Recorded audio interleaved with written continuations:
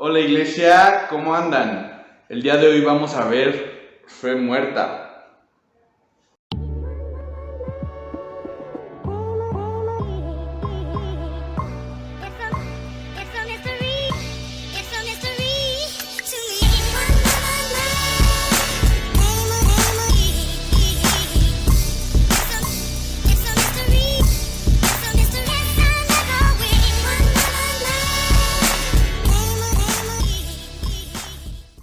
Los cristianos creemos en un principio que se llama sola fide. Esto es en latín, que quiere decir solo fe, y es una frase que viene desde la Reforma, desde Martín Lutero. Nosotros creemos que no podemos hacer nada absolutamente para ganarnos el favor de Dios. Tenemos solamente que recibir su regalo, el regalo de la salvación, el regalo del cielo, con manos vacías, con manos abiertas, solamente creyendo que Él nos las quiere dar. Y esto no nos lo sacamos de la manga, no es que queramos que así sea, sino que lo hemos visto, ¿no? En Romanos, por ejemplo. Pablo ya lo dijo en Romanos 1, 16 y 17, 3, 21, 22, 25, 28, 30. En Romanos 4, 2, 3, 11, 16, 22, 5, 1 y 2. Y también en otras cartas Pablo insiste mucho en Gálatas, en Efesios, en toda la Biblia. Y esto tampoco es solo una idea de Pablo, sino Jesús mismo era lo que insistía. Lo vimos el domingo pasado, para que todo aquel que en Él cree no se pierda. Es tener que creer, es la fe la que hace que no te pierdas, sino que puedas tener vida eterna. Y esto también sucede en una historia muy padre cuando llega un joven rico con Jesús. De hecho, se le acerca y con bastante interés le pregunta: ¿qué puedo hacer para ganar la vida eterna? Y ya desde ahí la pregunta estaba mal, pero Jesús lo amó desde que lo vio, dice la Biblia. Lo vio y lo amó tanto. Y le dijo: pues si quieres ganarte la vida eterna, si quieres tú merecerla, pues tienes que cumplir con toda la ley de Moisés. Y él pensaba bastante bien de sí mismo y dijo: todo lo he hecho desde que me acuerdo, desde que tengo memoria, ya he cumplido con la ley. ¿Qué más? Casi, ¿no? Y Jesús le dijo: si tú quieres ser perfecto, vende todo lo que tienes y dalo a los pobres. Ahí fue cuando le pegó duro y él se fue y ya no quiso seguir a Jesús. Algo que es bien curioso es que sus discípulos, a pesar de que no eran ricos, aún así les pegó el mensaje de Jesús y dijo: qué difícil es lo que tú pides, ¿quién puede lograr eso? Y Jesús dijo: no se preocupen, realmente no es difícil para los hombres, es imposible, pero para Dios nada es imposible. Entonces tú no puedes ganar el regalo de Dios haciendo algo con obras, sino solamente creyendo que Dios te lo puede dar. Solamente, insisto, abriendo manos de fe, diciendo: lo recibo, lo acepto. Sin embargo, hoy vamos a ver un tema sobre la fe. Que la fe es suficiente, eso es verdad y lo creemos. Sola fide, con solo la fe podemos recibir la gracia que Jesús nos regala con su sacrificio. Pero tiene que ser una fe auténtica, una fe real. Tenemos que tener cuidado de no pensar que tenemos una fe real cuando lo que tenemos es una fe muerta. Y eso es lo que quiero hablar el día de hoy. ¿Me acompañan a orar?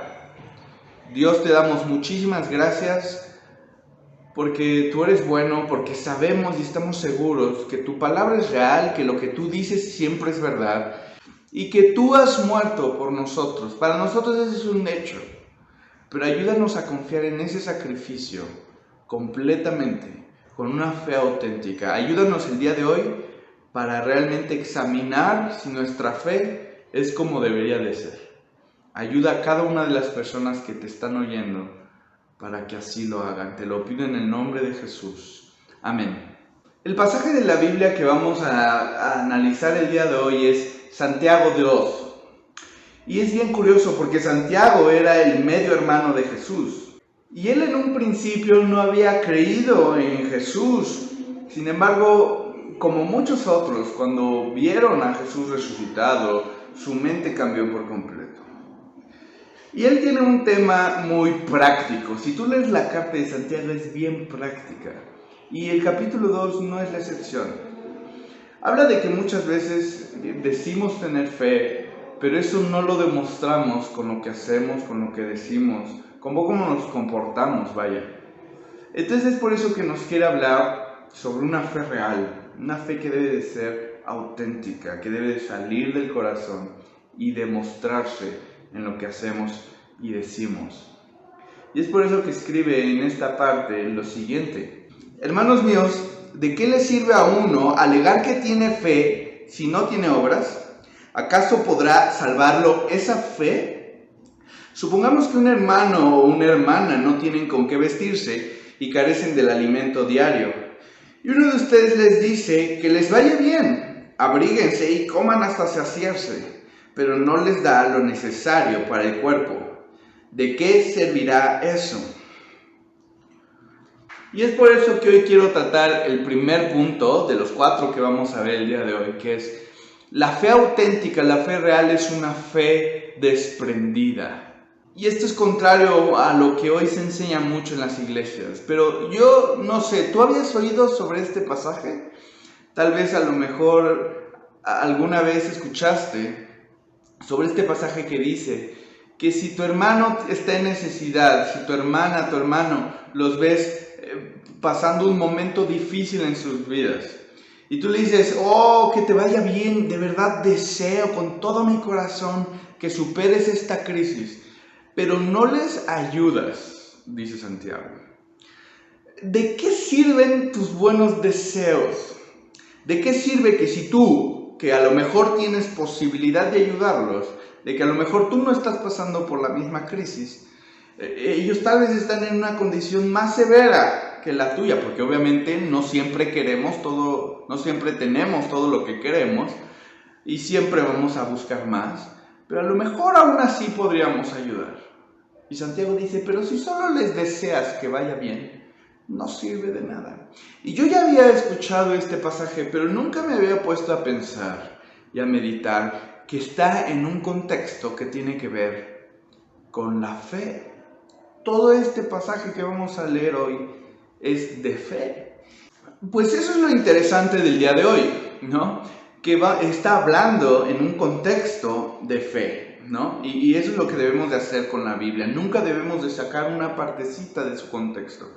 Debemos de tratar de entender de qué está hablando. Y habla de una fe, y no, en el más específico, está comparando una fe viva, una fe real, como debería ser, con una fe muerta. Y es muy curioso este primer punto. La verdad es que a mí me llama mucho la atención, porque como te decía, no habla de que cuando tú no ayudas a tu hermano que está pasando mucha necesidad y tienes la oportunidad de hacerlo, que solo lo ves y le dices que te vaya bien, amigo, y no lo ayudas, es algo incorrecto, ¿no? Yo creo que eso es algo que tú estarás incluso de acuerdo, ¿no? O sea, pudiendo ayudar, no hacerlo, es algo que a lo mejor todos hemos cometido, pero no debería ser así. Deberíamos de tratar de ayudar a los que están en necesidad, sobre todo a nuestros amigos, a nuestros hermanos. Pero lo más curioso es que dice que estás haciendo algo incorrecto, pero la parte de ti en que eso está incorrecto es tu fe, tu creencia, lo que crees. Algo está mal en lo que crees, por eso no ayudas. Santiago está diciendo que nuestra fe es una fe defectuosa cuando no es una fe desprendida. Y después de pensarlo un tiempo, me di cuenta de que tiene mucho sentido. Porque si yo pudiera hacer una lista sobre los problemas más fuertes de la iglesia cristiana hoy en día, es que enseñan una fe egoísta, una fe que piensa en ti mismo, que te pone como centro, y no en una fe desprendida. Una fe que se aferra, es como la imagen que compartíamos en la iglesia, en la página de la iglesia de Facebook esta semana, que decía que cuando oramos hay 2 tipos de personas, unos que dicen, decláralo, reclámalo, es tuyo, ¿no? Ve por eso que te corresponde. como exigiendo lo que te toca o lo que tú crees que son tus derechos. Pero hay otro tipo de persona que dice, Señor, hágase tu voluntad. Ustedes díganme cuál de esas dos encuentran en la Biblia. Una fe que se parece a la del joven rico. El problema del joven rico es desde su pregunta notas que hay algo mal en su corazón. Voy a comprar ese regalo de Dios. Voy a merecérmelo. ¿Qué tengo que hacer para ganar este concurso? Y ahí ya hay algo mal, porque no puedes hacer nada. Pero el problema de esta fe es que sientes que puedes lograr que Dios te deba algo. Y es curioso, porque muchas iglesias hoy en día te enseñan que tú tienes que ofrendar y diezmar a Dios para que Él te dé, para que Él te lo multiplique, para que Él llene de dinero tu billetera. ¿Lo has oído? ¿Lo has visto eso? Es muy común. Otra cosa que no es bíblica. Lo bíblico, lo espiritual sería pensar al revés. No le damos a Dios para que nos dé, le damos a Dios porque ya nos dio. Porque nosotros no podemos torcer la mano de Dios para que nos dé lo que queramos. No es que si tú diezmas, Dios te va a dar el doble o el triple. Muchas veces lo hace, pero es porque Él es bueno, no porque te lo debe. Si no, hasta los mismos ateos invertirían en las iglesias sabiendo que de alguna manera mágica Dios les va a tener que dar el doble o el triple. Eso ni siquiera tiene sentido, ¿verdad?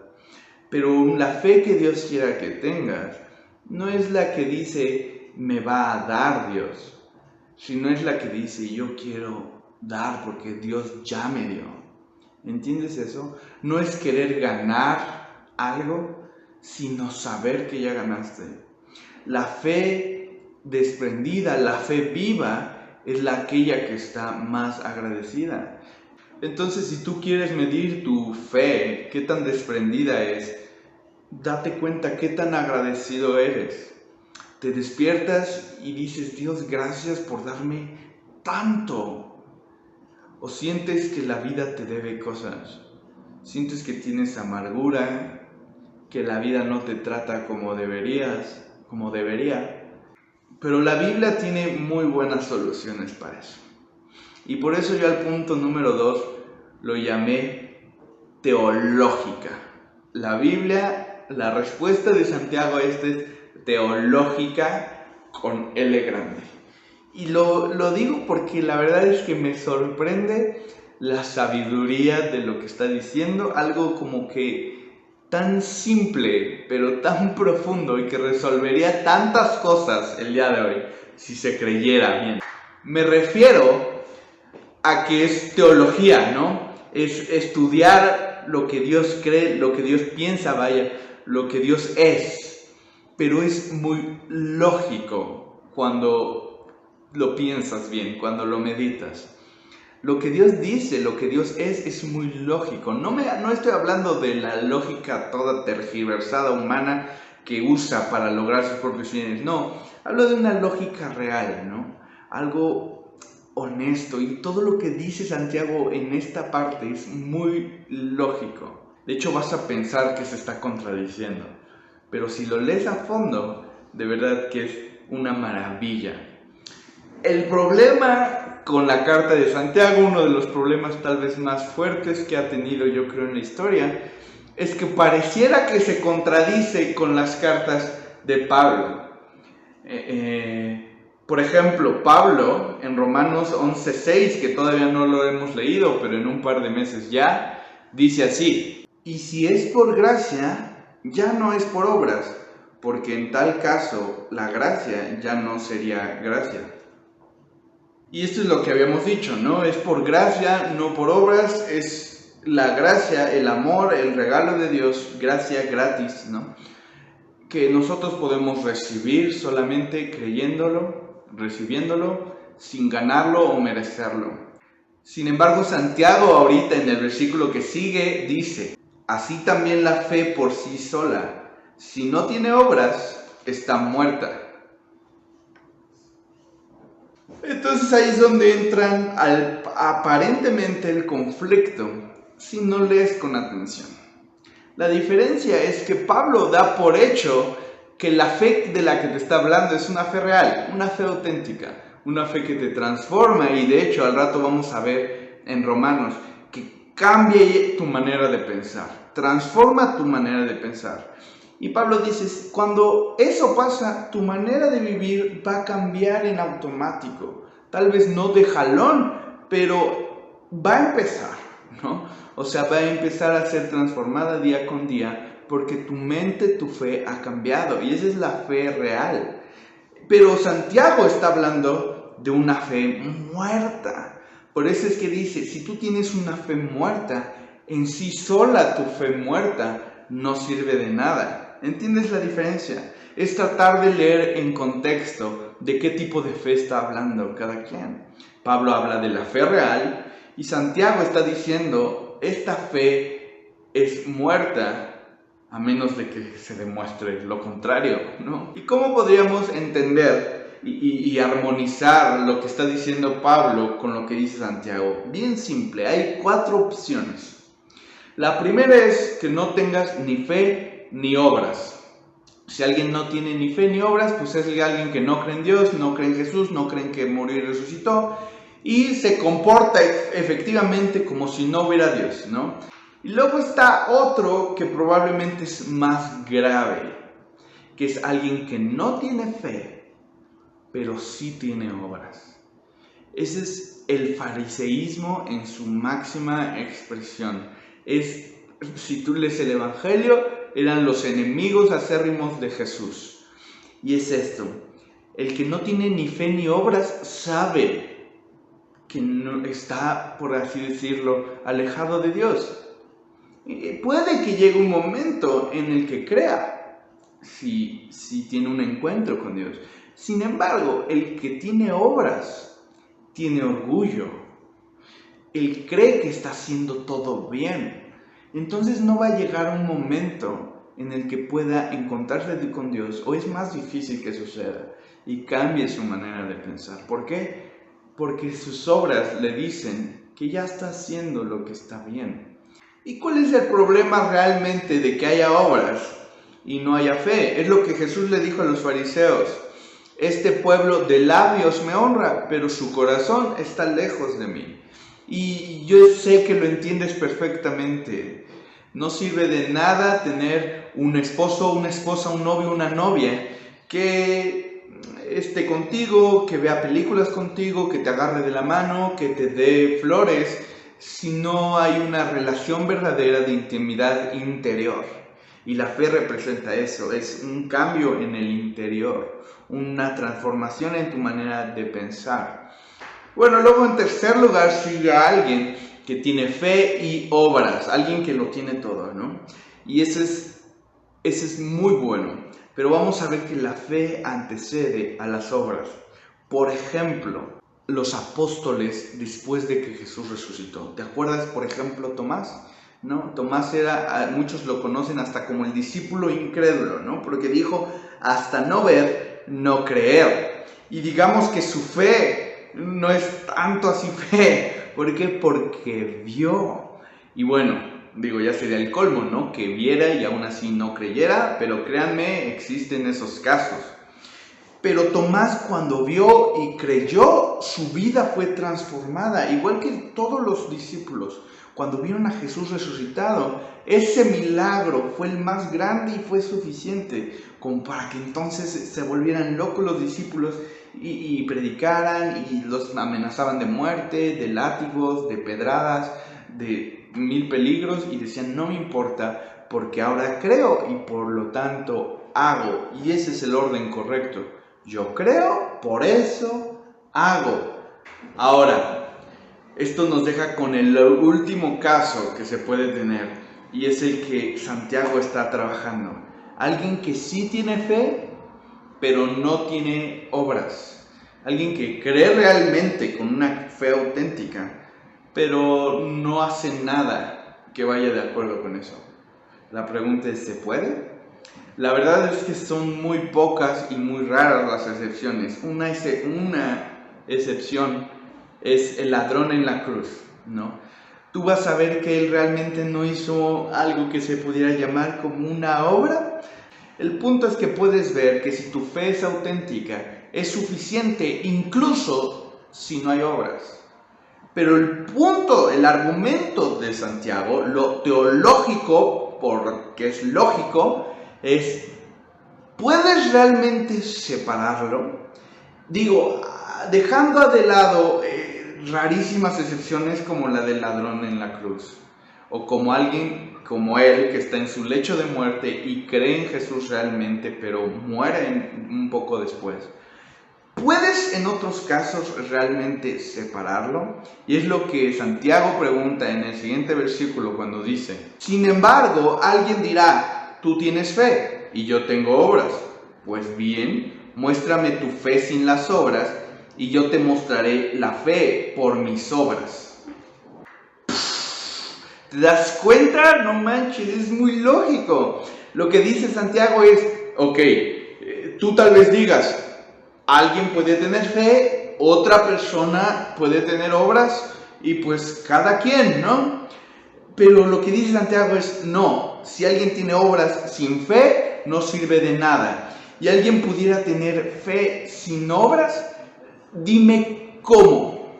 Tú me puedes mostrar que tienes fe sin hacer nada para demostrar que tienes fe. ¿Cómo puedes decir que tienes fe si no haces nada? En cambio, yo te voy a demostrar que sí tengo fe y lo voy a hacer con mi manera de ser, con lo que hago, con mis acciones, con mis obras. Pero las obras vienen después de mi fe, insisto, porque creo, hago. Imagínate que por alguna razón el ladrón que está al lado de Jesús en la cruz, aquel que le dijo, acuérdate de mí, sobrevive y lo bajan de la cruz y vive su vida igual. Vuelve a robar, se olvida de Jesús, no le importa, ¿no? Tú sabes, etc. ¿Pensarías que creyó realmente las palabras de Jesús? ¿Pensarías que realmente Jesús modificó su manera de pensar? ¿Que ahora su vida ha sido transformada? ¿Que su encuentro con Jesús fue real? ¿O dirías, fue puro choro, ¿no? Fue romanticismo de estar muriendo y en la cruz y tener miedo. Es como un amigo gringo que un día invitó a todos sus compañeros misioneros de Estados Unidos a los mejores churros de todo el mundo, según él, ¿no? Y nos llevó a Coyoacán, ¿no? Nosotros fuimos también de colados ahí, mientras los invitaba a los mejores churros, según él, ¿no? Y cuando llegamos, él no pidió churro. Y le dijimos, ¿cómo nos traes a los mejores churros y no pides? Y dice, es que no me gustan, ni siquiera los he probado. ¿Qué? Y ya obviamente fue él supo nada más de oídas que eran buenos churros, pero no los había probado. Ahora, ¿tú crees que su fe en esos churros es real? ¿Su fe en esos churros como los más deliciosos del mundo es real? No, porque los comerías. Y para rematar, Santiago nos da un excelente argumento para demostrar que no solo que existe la fe muerta, sino que no te sirve pues para nada. Grábate esto en la cabeza. La fe muerta es aquella que te hace asentir con la cabeza. Es aquella que solamente asiente con la cabeza, pero lo niega con el corazón. Y si lo niegas en el corazón, lo terminas negando con tus acciones. Es cuando te preguntan, ¿crees en la Biblia? Por lo tanto, ¿crees que lo que ahí dice es verdad? ¿Crees que el pecado que ahí dice que es pecado está mal? ¿Te das cuenta? Eso es una fe muerta. Porque a mí lo que me espanta no es solamente que decimos, oye, la Biblia dice que esto está mal, y muchos de nosotros le hacemos así, ¿no? No, yo no te preguntaría, entonces, ¿por qué sigues cometiendo lo que la Biblia claramente dice que está mal? yo te preguntaría, ¿por qué lo defiendes? Porque muchos cometemos tonterías, porque somos débiles. Pero si lo defiendes, ya ni para la fe muerta te está alcanzando. Porque ya ni siquiera estás asintiendo lo que la Biblia dice, ya no asientes así con tu cabeza. Porque estás defendiendo lo contrario, lo que Facebook te dice, lo que tus amigos, la moda, las marchas, la gente piensa, no la Biblia. Y a lo mejor esto te va a espantar, pero ahorita vas a ver de qué está hablando este argumento. Dice Santiago, ¿tú crees que hay un solo Dios? ¡Magnífico! También los demonios lo creen y tiemblan. Otra vez, y te voy a decir por qué. Dicen las estadísticas que más del 80% de México creen en Dios, creen en el Dios de la Biblia. ¿Sabes quiénes también? Los demonios. Y ellos probablemente sepan mucho más datos de Dios que nosotros. Y ellos tienen una fe muertísima. Ellos dicen, ¿crees que Dios es uno? Sí. ¿Crees que Dios es poderoso, demonio? Por supuesto que es poderoso. De hecho, temblamos ante su nombre. Le tenemos mucho más respeto que los humanos. Eso sí, la verdad, los admiramos a los humanos.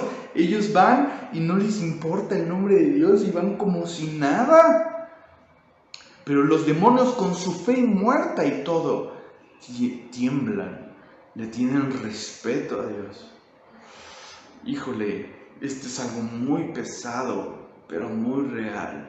Un argumento, la verdad, muy fuerte, pero muy real. Porque si ese 80, ponle 50, 10% de México realmente creyera en Dios con una fe auténtica, el mundo entero sería otro, sería totalmente transformado. Pero muchos no, dicen que creen en Dios, dicen que creen en un santo y luego van y te asaltan. Te vas a reír, ¿no? Pero no te rías tanto, porque tú y yo somos iguales. Para pasar al punto número 3, Santiago nos da 2 ejemplos buenísimos. 2 excelentes ejemplos. ¡Qué tonto eres! ¿Quieres convencerte de que la fe sin obras es estéril? ¿No fue declarado justo nuestro padre Abraham por lo que hizo cuando ofreció sobre el altar a su hijo Isaac? ¿Ya lo ves? Su fe y sus obras actuaban conjuntamente y su fe llegó a la perfección por las obras que hizo. Así se cumplió la escritura que dice, le creyó Abraham a Dios y esto se lo tomó en cuenta como justicia y fue llamado amigo de Dios. Como pueden ver, a una persona se le declara justa por las obras y no solo por la fe. Una vez más, si tú lo lees superficialmente, vas a pensar que se está contradiciendo con Pablo cuando dijo, entonces, ¿qué diremos en el caso de nuestro antepasado Abraham? En realidad, si Abraham hubiera sido justificado por las obras, habría tenido de qué jactarse, pero no delante de Dios. Pero, pues, ¿qué dice la Escritura? Le creyó Abraham a Dios, y esto se le tomó en cuenta como justicia. Entonces, ¿qué está diciendo Pablo y Santiago? ¿Se están contradiciendo? Va de nuevo. Pablo está hablando de una fe real, mientras que Santiago dice, si fuera solamente la fe, que es decir que sí, entonces Abraham no solo hizo eso, hizo mucho más. Y es lo mismo que vemos que Pablo está teniendo en cuenta. Cuando ves que Pablo habla de la fe de Abraham, habla también de lo que hizo, y es que eso tiene todo el sentido del mundo. Los dos están hablando de cuando Dios le promete a Abraham que tendrá un hijo, y a partir de ese hijo tendrá una nación. Y no solo eso, sino que les iba a dar la tierra en donde estaba parado en ese momento como posesión suya. Iba a ser la tierra para su pueblo, su nación.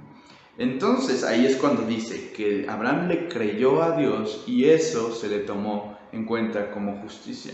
Y te voy a poner un ejemplo.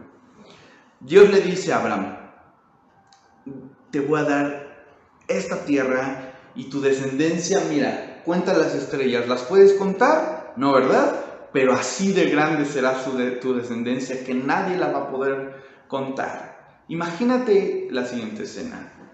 Abraham dice, wow, híjole, Dios, tus palabras me están conmoviendo, lo que estás diciendo es increíble, me encantó tu predicación, híjole, casi me haces llorar, de verdad está padrísima. Y Dios le dice, ok, entonces, ¿qué onda? ¿Si te sales de donde vives? ¿Si te vienes a habitar donde yo te digo? ¿Si vas a empezar a actuar conforme a lo que yo te estoy diciendo? No, ahorita prefiero seguir en mis actividades, gracias Dios, pero ahorita voy a estar acá, ¿no? Es como de, entonces, ¿no me creíste? Dios, si te estoy diciendo que me encantó lo que dijiste, te estoy diciendo que me quedé despierto durante toda tu charla, me gustó un chorro, hasta casi lloro, no fui al baño, te escuché con mis oídos. Pero si me crees, Abraham, vas a actuar conforme a tu creencia. Si crees que yo te voy a regalar una tierra, un territorio para ti, para tu descendencia, pues vas a ir ahí donde yo te diga, ¿no? Querida personita que me estás viendo el día de hoy, te pregunto, ¿crees que la Biblia es la palabra de Dios? ¿Crees en la palabra de Dios? ¿Crees lo que dice? Sí, no hagas solo asentimiento con la cabeza, no solo me digas sí. Sí, sí es verdad. Los demonios saben que la Biblia es verdadera, por eso la odian. Pero no solo es decir que sí. Creer que Jesús murió en la cruz no es la fe que habla Jesús o Pablo en Romanos, es solo saber de historia. Recibirlo, hacerlo tuyo, arrepentirte, cambiar tu manera de pensar, vivir conforme a eso. Esa es la fe que hablaba Jesús. Es la fe que veíamos el domingo pasado, que cambia tu dirección totalmente, tu manera de pensar. ¿Por qué? Porque es la fe que te hace volver a nacer y tu espíritu ya es otro, tu mente ya es otra. Pero yo creo que el siguiente ejemplo que da Santiago complementa excelente este ejemplo que acabamos de ver. Y ahorita vamos a ver por qué. Dice, de igual manera, ¿no fue declarada justa por las obras aún la prostituta Rahab cuando hospedó a los espías y les ayudó a huir por otro camino? Fíjate qué curioso segundo ejemplo utiliza Santiago. A una prostituta llamada Rahab. No sé si todos la conozcan, pero su historia es muy interesante. Fíjate, pudiendo haber elegido Santiago, no sé, a Elías en este caso, que pudo bajar fuego del cielo, a Eliseo, su alumno, ¿no? No sé, a miles, a Noé tal vez, a Moisés, a David, a muchos de los grandes de renombre y así, elige a una prostituta. ¿Por qué? Porque así es Dios. Dios elige a los que delante de la sociedad somos lo desechado, ¿no? Pero no solo eso, sino que dije, ¿sabes quién también la utiliza? El autor de Hebreos. Si tú lees Hebreos 11, es lo que se conoce, o lo que muchos lo llaman, el salón de la fama de la fe. Porque el autor de Hebreos está diciendo, todos aquellos grandes héroes de fe, ¿no? Abraham, por supuesto, el padre de la fe, Moisés, todos ellos, uno por uno, así diciendo sus grandes hazañas de fe. Pero dentro de todos ellos está Rahab. No solo eso, Jesús mismo está dentro de la genealogía de Rahab. Te voy a platicar rapidísimo. ¿Tú te acuerdas que Israel, el pueblo de Israel estaba en Egipto y eran esclavos? Y Moisés los rescata y cruzan el Mar Rojo en seco y pasan el desierto. Se tienen que dar unas vueltas ahí porque son muy necios, pero luego llegan a la tierra prometida. Y algo que estaba dentro de la tierra prometida era Jericó. y ellos tenían que conquistar ahí. Cuando envía a Josué, que ahora era el jefe, el líder militar, envía a espías, Rahab dice lo siguiente, parafraseando, dice: nosotros hemos oído de su Dios y sabemos que Él fue quien los sacó de Egipto y pasaron por el mar y todas las hazañas en el desierto, y que ya han vencido a otros pueblos y otras ciudades y ahora están aquí. Entonces, Rahab prefiere esconder a los espías que ayudar a su nación, porque en ese momento ella entendió quién era Dios, lo creyó y actuó conforme a su creencia. De hecho, viene el rey, no personalmente, ¿no? Algunos que le envió le tocan a la puerta y dicen: los vecinos ya nos dijeron, porque como sabes, pues los vecinos a veces son chismosones, ¿no? Ya nos dijeron tus vecinos que vieron a unos espías que entraron a tu casa, así que pues entrégalos, ¿no? Pero Rahab prefiere decirles: ¿saben qué? Sí vinieron, pero ya se fueron. Yo creo que si se salen ahorita los alcanzas, así que vayan rápido, vayan rápido. Y los desvía para esconderlos. Y ya les da ahí unas instrucciones. Y la historia de Rahab termina con que ella le dice: acuérdense de mí y pues tengan misericordia de mí, que yo los ayudé. Y le dicen: sí, si tú no nos delatas, vamos a tener misericordia de ti. Solamente te pido algo: pon un pañuelo rojo en tu ventana para que sepa todo el ejército que contigo no se puede meter. Pon una especie de moño, por así decirlo, en tu ventana y mete a toda tu familia en tu casa. Y así el ejército va a saber que contigo no nos metemos. Y efectivamente, no solo Rahab y su familia sobrevivieron, sino que fue mamá y mamá de alguien que iba a ser ascendente de Jesús mismo. Ahora, ¿sabes qué es lo que me di cuenta de esta historia? Que ejemplifica perfectamente lo que está tratando de ilustrar Santiago, para que veas que tampoco contradice lo que dijo Pablo. Y es lo siguiente: Rahab había tenido una vida muy licenciosa, había hecho muchas cosas que no eran correctas. No podía ganarse por esas obras el favor de Dios. No se puede. No puedes enmendar tus errores solamente por decir ups. Y esa es su vida antes. Pero llega un momento en la que ella cae en cuenta y dice: este Dios es el verdadero Dios, y lo que hace son obras increíbles y maravillosas. Y ella cree y confía. Y lo que hace después de eso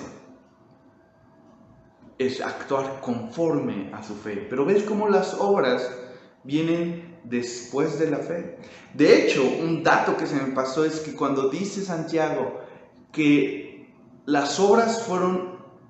fe fue perfeccionada por las obras, muchas veces esa palabra perfección en el griego significa completar.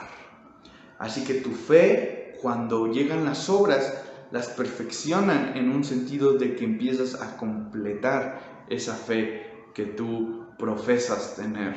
Y te insisto, no es la obra en sí, no es la obra en sí misma lo que te hace salvo, lo que te hace poder tener una relación con Dios. Porque si eso fuera así, pues todos hoy en día pues nos salimos y colgamos listones en nuestras ventanas. Pero esa obra no tiene ningún poder en sí mismo, sino que esa obra demuestra su confianza en Dios. Y con el punto número 4 acabamos. La Biblia dice: examínate. Y eso es a lo que te invito el día de hoy. ¿Qué tipo de fe estás teniendo? Si es una fe muerta, si es una fe como la de los demonios, pues a los demonios no les va a ir muy bien. Los demonios no son amigos de Dios, no tienen una buena relación con Dios. Sin embargo, ellos creen que Dios existe, lo saben, están seguros de eso, pues es con quien están luchando, con quien están tratando de derrumbar su plan. Pero eso no es suficiente. Y si tal vez ni siquiera estás teniendo esa fe muerta, tal vez ni siquiera tienes ese sentimiento de tu cabeza, lees la Biblia y dices, esto no es real. O lees la Biblia y dices, está bien, pero ves la filosofía de hoy en día y te gusta más. Y dices que sí a la filosofía de hoy. Tienes que cambiar tu manera de pensar. En 2 de Corintios, Pablo le dijo a los corintios, examinaos a vosotros mismos si estáis en la fe, probaos a vosotros mismos. Examina que tu fe sea real, que no sea solo decir que sí. No te estoy diciendo que no vas a fallar, no te estoy diciendo que si la Biblia dice no mientas y si mientes ya tu fe es muerta. No, porque somos débiles, porque nos equivocamos. Pero si no estás convencido en tu corazón que la mentira está mal, que la lujuria es incorrecta, que la manera de Dios para vivir la vida es como debe vivirse, entonces tal vez tu fe sea muerta. Si tú lees la Biblia, si tú escuchas las predicaciones y dices que sí, pero llega el lunes y también le dices que sí a tus amigos o al Facebook o a Netflix y le dices que sí a todos, ten cuidado, examínate, te recomienda Pablo. Y luego, pero también en 1 Corintios dice algo muy padre, dice así, si nos examináramos a nosotros mismos no se nos juzgaría, pero si nos juzga el Señor, nos disciplina para que no seamos condenados con el mundo. Fíjate, aquí vemos 3 clases de personas. Primero vemos aquellas que examinan su fe, que examinan si es verdadera o si está muerta. Y cuando hacen eso se arrepienten y le piden a Dios, aumenta mi fe, dame fe, ayúdame a creer realmente. Y no solamente decirte que sí y darte el avión, sino creerlo, que Jesús viva en mí. Y entonces ya no es necesaria la corrección de Dios. Están los segundos tipos de personas, que son los que creen en Dios, pero de repente su fe falla. Son los que han nacido de nuevo, pero su fe parece de repente como la de antes, como la muerta. Son hijos de Dios, pero de repente se olvidan de eso. Entonces, ¿Dios qué hace? Los corrige, los castiga. Y ese es muchísimo amor, porque es por amor de ti. Pero está el tercer tipo de persona, que no es hijo de Dios. Y por lo tanto no se corrige. Y Dios los juzga. A los que Dios nos corrige es para no juzgarnos, es para cambiarnos. Pero a los demás Dios los juzga. Y no los corrige porque no han querido ser sus hijos. Aquí va lo espeluznante del asunto. Hay muchas personas que hacen lo malo, que niegan la Biblia, no a lo mejor con sus palabras, pero con sus hechos, y a quienes Dios no corrige. Tú ves que esas personas hacen lo malo, pero no les va mal. Lejos de tenerles envidia, lo que les deberíamos de tener es muchísima lástima, porque si Dios no los está corrigiendo, va a venir el juicio. ¿Cuál es mi recomendación? No solo es que te examines, sino que le digas a Dios como el Salmo, examíname, oh Dios, y conoce mi corazón, pruébame y conoce mis pensamientos, y ve si hay en mí camino de perversidad, y guíame en el camino eterno. ¿Por qué no le pides a Dios que te dé fe real, que te dé fe verdadera y que te ayude a creerle 100%? Así lo vamos a hacer, ¿verdad? Muchas gracias por escucharme y nos estamos viendo el siguiente jueves. Adiós.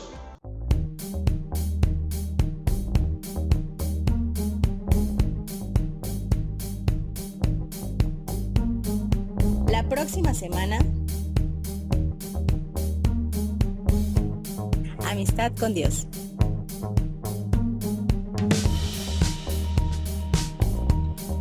No te lo puedes perder.